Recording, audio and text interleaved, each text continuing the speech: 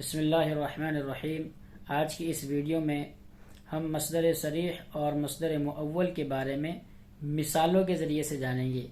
میں ان کی تعریف آپ کو نہیں بتاؤں گا بلکہ مثالوں کے ذریعے سے ان کے مطلب کو سمجھاؤں گا، ان کا استعمال سمجھاؤں گا۔ میں نے یہ چند مثالیں پیش کی ہیں۔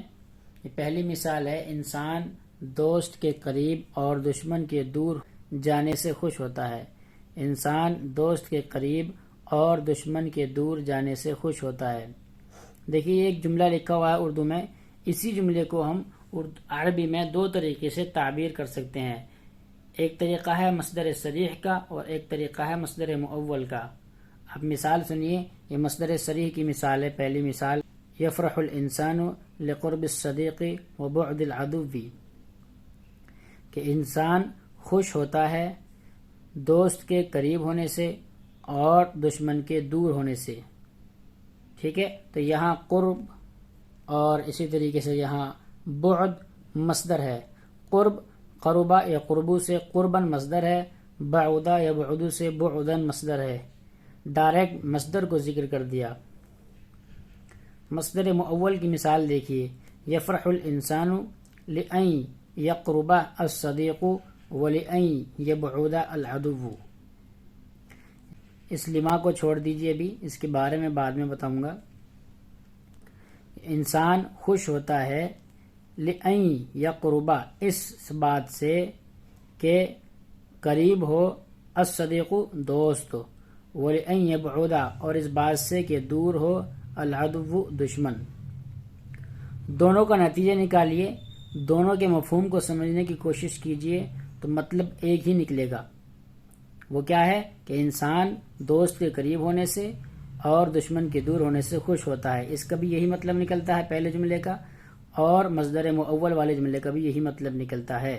تو عربی میں ہم اس جملے کو دو طریقے سے تعبیر کر سکتے ہیں، ایک مصدر صریح کے ذریعے سے اور ایک مصدر مؤول کے ذریعے سے۔ یہ ایک ہی بات کو دو طریقے سے کہنے کا طریقہ ہے۔ مصدر صریح مصدر کو کہتے ہیں، صریح مؤول کے مقابلے میں لے کر آئے ہیں، ورنہ یہ مصدر ہی ہے۔ جو مصدر کی تعریف آپ پڑھتے ہوئے آئے ہیں، جس مصدر کو آپ جانتے ہیں، یہ وہی ہے۔ یہ مصدر لقرب الصدیق، یہ قرب وہی مصدر ہے جس کو آپ پہلے سے جانتے ہیں۔ اس میں کچھ نیا بتانے کی ضرورت نہیں ہے۔ اب آپ تھوڑی دیر کے لیے یہ مان لیجئے کہ قرب الصدیقی کے تین ترجمے ہوتے ہیں۔ کیا ہوتے ہیں وہ تین ترجمے؟ یقرب الصدیق، اور اسی طریقے سے یقرب الصدیق کے اندر دو ترجمے آگے، دوست قریب ہوتا ہے، دوست قریب ہوگا۔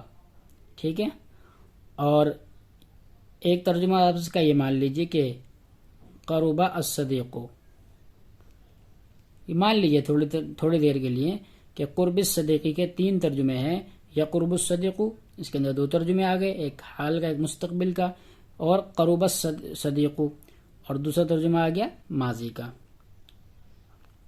اب آپ اس کو سمجھیے، تو جس چیز کو آپ نے تھوڑی دیر کے لیے مانا تھا، دراصل وہ حقیقت ہے۔ عربوں نے یہی مانا ہے اور اسی طرح وہ استعمال کرتے تھے۔ بکثرت مثالیں اس کی ملتی ہیں کہ وہ مصدر کا ترجمہ فعل سے کرتے تھے، اور فعل میں بھی وہ تینوں زمانوں میں سے کسی بھی زمانے میں کر لیتے تھے۔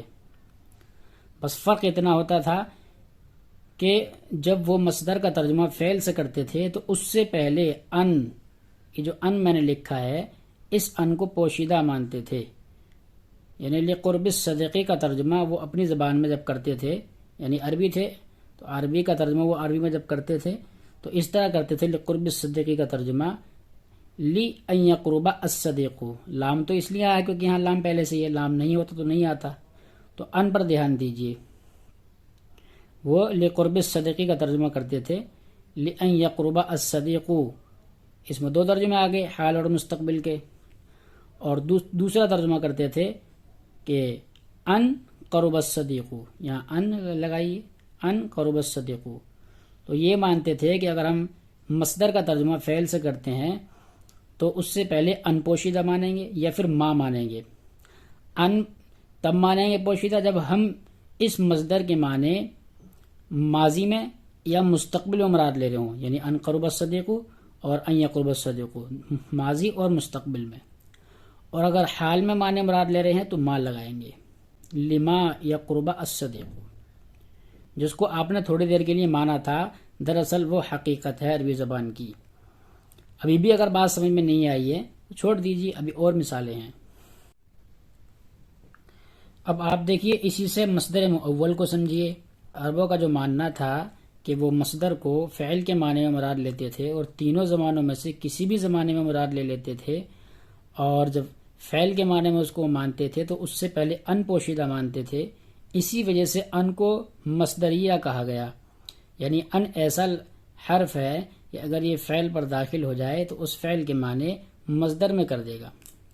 تو مصدر مؤول کو آپ نے سمجھا کہ ایسا مصدر کہ جس کو تعویلاً مصدر مان لیا گیا ہے، اگرچہ وہ مصدر نہیں ہے، وہ ہے تو یہ اصلاً فعل مضارع، لیکن یہاں ان آ گیا ہے، اس وجہ سے اس کو مصدر کے معنی میں مان لیا گیا ہے، لقرب الصدیقی کے معنی میں مان لیا گیا ہے.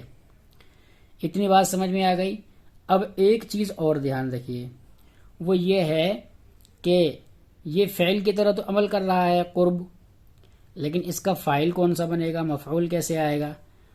تو اکثر و بیشتر یعنی جب بھی مصدر مضاف بن کر عمل کرتا ہے، جس کے بارے میں گزشتہ سبق بھی تھا، تو مضاف الیہ اکثر و بیشتر فاعل بنتا ہے. جب ہم اس کا مصدر مؤول لائیں گے، یعنی کہ جب ہم اس سے فعل کے معنی مراد لیں گے تو اس فعل کا فاعل ہم صدیق کو بنائیں گے. مضاف الیہ اکثر فاعل ہوگا، اور کبھی کبھی مضاف الیہ مفعول بھی ہو جاتا ہے، یعنی فاعل کا ذکر ہی نہیں ہوتا، ڈائریکٹ مفعول آ جاتا ہے. فعل میں بھی ہوتا ہے کہ کبھی کبھی فاعل ذکر نہیں ہوتا جملے میں اور مفعول آ جاتا ہے. بہرحال اس سبق پہ ابھی 2 ویڈیو اور بنیں گی، ان سب چیزوں کو وہاں سمجھیں گے. اب آگے چلتے ہیں، اگلی مثال سے اور مسئلے کو سمجھتے ہیں اچھی طرح سے تاکہ ذہن نشین ہو جائے.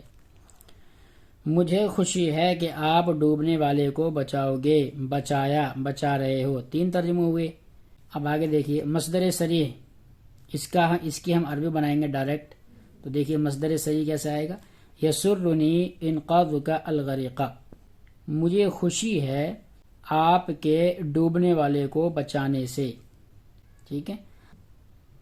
اب آپ مصدر مؤول کی مثال دیکھیے، یسرنی ان تنقذ الغریق، مجھے خوشی ہے کہ آپ بچاؤ گے ڈوبنے والے کو.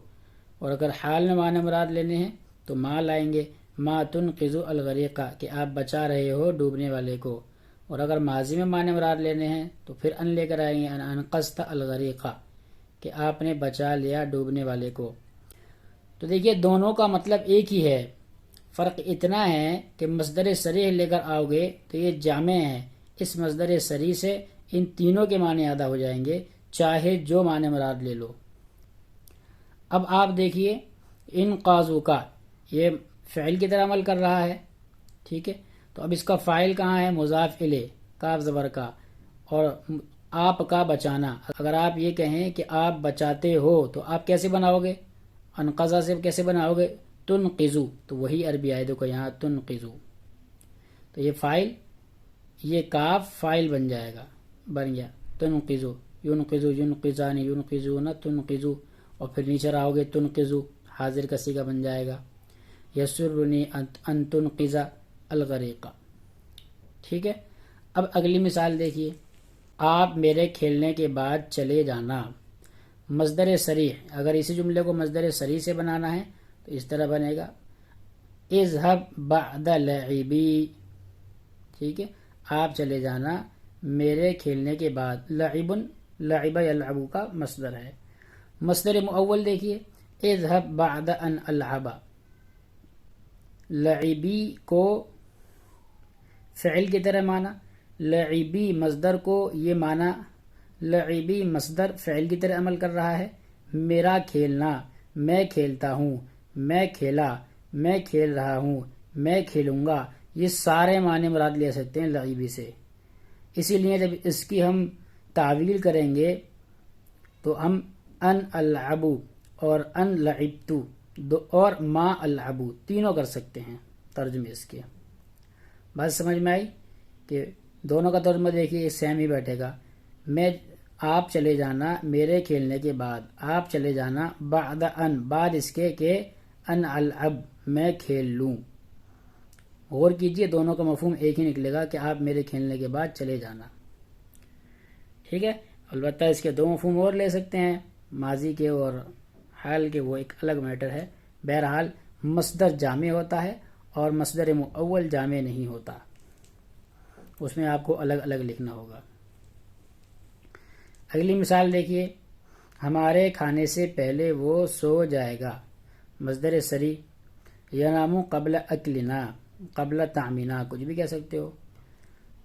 وہ سو جائے گا قبل ہمارے کھانے سے پہلے. مصدر مؤول کی مثال دیکھیے، عقل کو مانیے کہ یہ فعل کی طرح عمل کر رہا ہے، اور عقل کا مطلب اکلینا کا مطلب ناکلو ہو گیا.